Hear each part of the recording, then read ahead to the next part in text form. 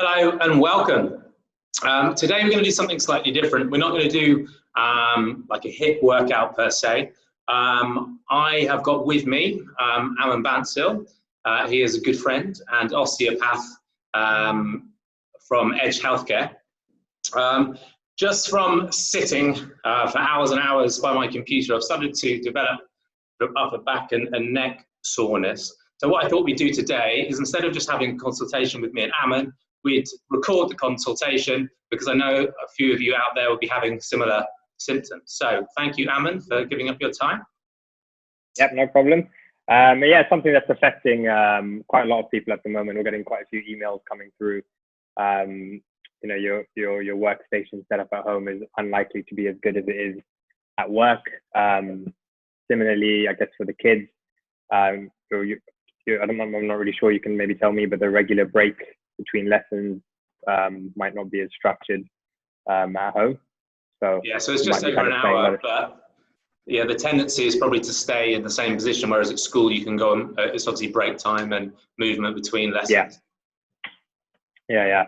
So, I mean, yeah, especially for parents at home who are working sort of 8-hour days on 10-hour days or whatever, just being hunched over in that position, and most likely you're going to be on a laptop, which, you know, doesn't help as well so much with the screen height. So we'll just go through basically a few pointers on how you can do some self-help at home. Okay. And probably best to first explain maybe why posture affects you, or bad posture, let's say. So essentially, we'll talk about what happens to the body and the main muscles that get affected when you're in this kind of slouch position. And then we'll teach you how to address them, basically. Okay. So I'm going to exaggerate, and I'm going to sit sideways for this, but when you're slightly, just going to put the camera down, when you're rounded like that, your pectoral muscles at the front, we'll call them pecs for short, their action is to pull your shoulder forward. So they're going to become quite short and tight when you spend all day like that. And your rhomboids, which are back here, become sort of lengthened and weakened. So their action is to pull your shoulder back. So because you're forward all the time, they become a bit lengthened and weakened. That upper part of your back, the thoracic spine, becomes very stiff. With that, you're kind of a little bit hunched through here, and your neck muscles shorten. So essentially, you're going to really want to open up through the front a lot, stretch your neck out a bit, and probably the most important thing is to improve that mobility through your thoracic spine, which is just the upper back here. A restriction or limited movement through there really feeds up to the neck or lower back, and causes a lot of problems, especially with that typical desk posture. So yeah, let's maybe get started with that. So your most basic one, which you can do sitting. So you basically want to be able to stretch the muscles called your scalenes, which go from your neck at the top here, right down to your rib here. So the best way to do that is just okay, I'll get you to do it for me. Just slide back a little bit for me, so just everyone can see your hips. Yep. If you sit on your left hand, so the point of sitting on your hand, yep, that's it, perfect. Point of sitting on your hand is to pin your shoulder down. So you can physically also like pull your shoulder down a little bit, and then from there, pull your neck to your right. Yeah, should feel that stretching across there. Feel it through there. Okay, the point of having the shoulder down or sitting on the hand is to put the muscles in a pre-stretch position. So if you were to take your hand out and try and do that same stretch, you just end up having to pull your neck. Yeah, you just yank yourself across. Okay. Yeah, exactly. So you want to limit that neck mobility. You can get quite a strong stretch just doing that. That's just for the neck muscles themselves. You can also point it to a slight 45-degree angle coming down. Yeah, and you get a slightly different muscle. You should feel that. Well, you really see my bald head there. Hard to miss. Okay, so that's your main neck one. Pretty straightforward. Just again, most people would probably know this, but just to stretch your pecs out. Have you got a wall or the corner of a wall near you anywhere? Yeah. Okay, perfect. So you just want to get up against the wall. Your forearm up against the corner of the wall. Like, yeah, that's it. Perfect. One foot forward in front of the other, and just twist away towards me. Yeah. So common mistake people make is they kind of just lean forward. You just want to really twist. Yeah, exactly. Don't do that. You just want to twist away, and you should feel that quite strong into your chest. Yeah. If you are getting any pain in the back or the neck, you can just adjust the position of your arm. You can go as high as here, You can go as low as here, but you just want to find a position that where you just feel stretch here and nothing pinching at the back. Okay. Okay. Like that. Yeah, so we want to hold that for about, let's say, 15 seconds per side, a few times. Okay. So that will address the stretching side of things, which is just your pecs and your neck, the scalene. Of course, there's a lot more than this, but I'm just going to stick to maybe 5 just basics. You can get on with at home. So I can see you conveniently have a foam roller placed in the background. So yeah, a lot of people have these at home. And also, if you don't, you can just use a rolled up towel, which I'll probably show you on my screen as well. But common mistake I'd say people make with foam rollers is they literally just like roll up and down, which is okay. Like you kind of get into the muscles a little bit, but I think a better way to use it is to help gain some mobility through the spine. So what I want you to do is just lie on put the foam roller horizontally and just lie in it on your back. Just put it onto your upper back. Yep. Yeah, perfect. Okay. I want you to put your arms behind your head, just like that. So you're kind of supporting your neck. Okay, you can bring your elbows in a bit more. Okay, so you don't want your neck to be rocking back there. I want you to keep your hips on the floor. Yeah, that's perfect. I want you to keep your hips on the floor and just tip your upper back backwards. Okay. Yeah, that's it. And then come forward. Come forward a bit more. Just exaggerate that. This way or the other way? No, as in just rock forward like you're doing a sit-up. Okay. Yeah, that's it. So extend over it and then come up, and then extend over it, come up. So it's like a mobilization, meaning you're just like getting that extension through your back slowly. Okay, so you maybe want to do that. So not the classic lift your hips up and roll up and down. Yeah, exactly. If you lift your hips up, what you're actually doing is getting extension through your lower back or your lumbar spine. So what I just showed you is you're really isolating the thoracic spine. So that's a really important one, actually. And then if you have a tennis ball lying around or a trigger ball, here it is. I'm sure you have one conveniently placed as well. Yeah. So what you want to do with that, again, quite straightforward, but just small tweaks that you can do that people often miss out. If you put it between your left shoulder blade and spine. Yeah, perfect. You might feel a few tender spots there, but just to really get in there a bit deeper, I want you to bring your left arm across to your right shoulder. So just across like that. Yep. And just by doing that, you're pulling the shoulder blade to the side there. You already feel that. Pulling the shoulder blade to the side, and you're putting the muscles again in a pre-stretch position. So from there, you can roll up and down a bit. You can find a tender spot. Once you find a tender spot, just hold on to it. Or just hold on there for about 15 seconds. Let that release. And you're gonna go on with that for a little while, finding different spots. So holding on to it for 15 seconds or so helps release, does it, the tension? Yeah, you want a bit of sustained contact on there for 10 to 15 seconds. Okay. Rather than rolling up and down. Yeah, it's a good one as well. All right, we're just gonna do one more. Okay. And again, this is I'm probably gonna help demonstrate this with you. Just gonna move my camera a bit. So this is again a mobilization or a mobility drill for your upper back or your thoracic spine.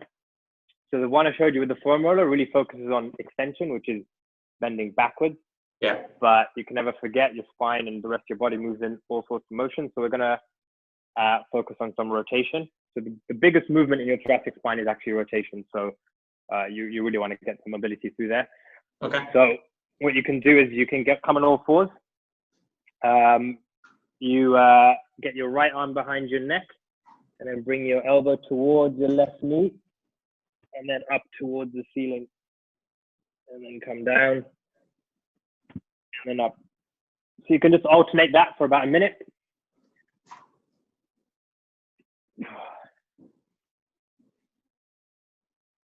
Okay, that's good.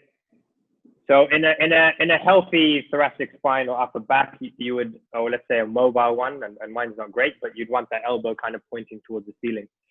And just another important tip is, but don't get there by pulling your shoulder back. So you really want to just focus on your spinal movement. It's a bit of a cheat by just pulling your shoulder back. So basically what we've gone through there is a bit of stretching just to open up the chest and neck, and mobility drills for your thoracic spine, and a bit of trigger point work on the rhomboid, which is the back muscles there. Okay. One other really important aspect, if you have equipment at home, is just to get a bit of pull motion or pull exercises in. It can just be a band and pulling back, or if you have a pull-up bar lying around, pulling in. That just strengthens the back muscles. But so just those exercise bands, just pulling. Pulling is really important just to strengthen them. So again, we talked about earlier, those muscles kind of hold your posture up. So outside of stretching and mobility, you do want that strength to keep your shoulders up. So that's quite important as well. If you said earlier about a towel. So if you haven't got this, so what do you want to do with the towel? Just roll it as tight as possible? I'll show you. So yeah, so you just kind of want to recreate that foam roller. So conveniently have a towel placed here. So you just put it in the exact same way I showed you with the roller, just on the floor. Same thing. You can just lie on it, hands behind your neck, and then you just kind of tip back over it. Same principle. Works just as well. How far up would you go? Just to the middle of your back? Yeah. You mean the position of the towel? Yeah. You would want to basically work around here. Okay. See that? So anything lower than where I am now, you're sort of starting to enter your lumbar spine, and so I'd say basically from as high as here, as low as that. And it depends on the spine. So it depends where you arch back from. Yeah. Some people, the arch is a bit lower. Some people is a little bit higher. But typically, let's just keep it simple. And you want to trying to keep your pelvis on the floor, not raising your pelvis, raising your hips. Yeah, that's important. Okay. And last thing, also very important, is if you are working off a laptop, just probably invest in a laptop stand. Just because your eyes always want to be at plane level, meaning and not like hunched over. Yeah, so my screen's a bit low for me now. I'm going to start hunching over because you want to be at plane level. So just a bit close to the camera there. If you want to just get a laptop stand, that makes a huge difference. You'll need a wireless keyboard because obviously the keyboard will go up with the laptop. Yeah. If you put it on the stand.